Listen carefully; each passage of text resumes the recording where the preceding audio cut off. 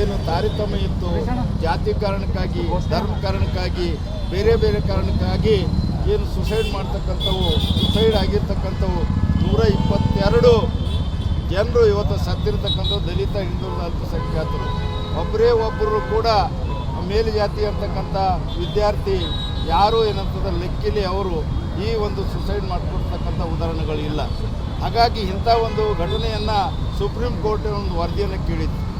ಹೇಮಲ್ ಅವರ ತಾಯಿ ಒಂದು ಪ್ರಶ್ನೆ ಮಾಡಿ ಸುಪ್ರೀಂ ಕೋರ್ಟ್ಗೆ ಹೋಗಿ ನಿಜವಾದಂಥ ನನ್ನ ಮಗನಿಗಾದಂಥ ತೊಂದರೆಯನ್ನು ಬೇರೆಯವ್ರಿಗೆ ಆಗಬಾರ್ದು, ಹಾಗಾಗಿ ಹೊಸ ಕಾಯ್ದೆ ತರಬೇಕು ಅಂತ ಹೇಳಿ ಏನು ನಿಯಮಗಳು ಇರತಕ್ಕಂಥ 12ಕ್ಕೆ ತಿದ್ದುಪಡಿ ತರೋದ್ರ ಮುಖಾಂತರ ಹೊಸ ನಿಯಮಗಳನ್ನು ನೇಮಿಸಿದರು. ಆ ನಿಯಮಗಳು ಇವತ್ತು SC STಗಳಿಗೆ, OBCಗಳಿಗೆ ಅತ್ಯಂತ ಒಂದು ಸಮಾನತೆ ಸಾರ್ತಕ್ಕಂಥ, ಉತ್ತೇಜನ ನೀಡ್ತಕ್ಕಂಥ ಒಂದು ಕಾರ್ಯಕ್ರಮ ಆಗಿತ್ತು.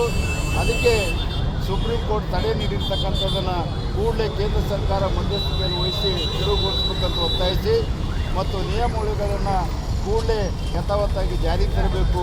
ಅದರ ಜೊತೆಗಿನ SC STಗಳಿಗೆ, ವಿದ್ಯಾರ್ಥಿಗಳಿಗೆ ಮಾತ್ರ ಸಪ್ರೇಟ್ ನಿಯಮಗಳನ್ನು ನೇಮಿಸಿ ಜಾರಿಗೆ ತರಬೇಕು ಅಂತ ಆಗ್ರಹಿಸಿ ಮತ್ತು ಕರ್ನಾಟಕದಲ್ಲಿ ಏನು ರೋಹಿತ್ ವೇಮಲ್ ಅವರ ಮಾದರಿಯಲ್ಲಿ ಅವರ ಹೆಸರಿನ ಮೇಲೆ ಬರ್ತಕ್ಕಂಥ ಒಂದು ವಿದ್ಯಾರ್ಥಿಗಳ ರಕ್ಷಣೆಗಾಗಿ ಬರ್ತಕ್ಕಂಥ ಸಮಾನತೆಯನ್ನು ಉತ್ತೇಜನ ನೀಡತಕ್ಕಂಥ ಕಾನೂನು ಕೂಡ ರಾಜ್ಯ ಸರ್ಕಾರನೂ ಕೂಡ ಕೂಡಲೇ ಜಾರಿ ತರಬೇಕು ಅಂತ ಆಗ್ರಹಿಸಿ ಇವತ್ತು ರಾಜ್ಯದಂಥ ಎಲ್ಲ ಜಿಲ್ಲಾ ಕೇಂದ್ರಗಳಲ್ಲಿ ಒಂದು ಪ್ರತಿಭಟನೆಯನ್ನು ಹಮ್ಮಿಕೊಂಡಿದ್ದೇವೆ.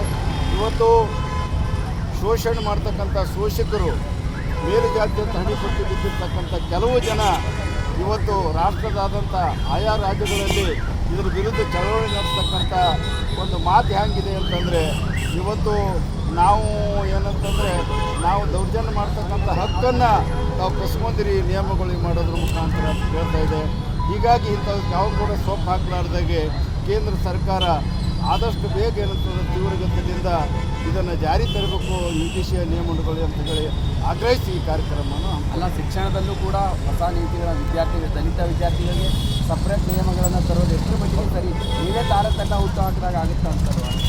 ತಾರತಮ್ಯ ಅಲ್ಲ, ತಾರತಮ್ಯ ಇದ್ರನ್ನ ನಿವಾರಣೆ ಮಾಡೋಕ್ಕೋಸ್ಕರ ಹೊಸ ಕಾನೂನು ತರಬೇಕು.